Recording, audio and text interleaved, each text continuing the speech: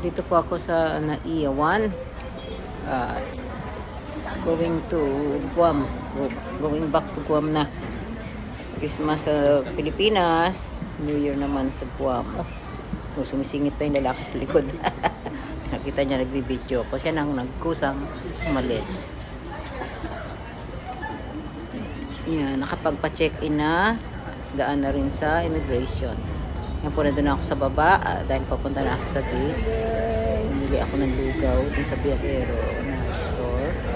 Habang naghihintay ng boarding, diyan na rin yung gate niya, yung aeroplano ng sasakyan namin.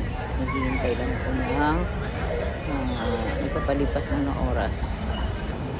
Ayan po, boarding time na. Takbo sila. Takbo din ako. Ayan, tumatakbo sila. Binilisan ko na lang.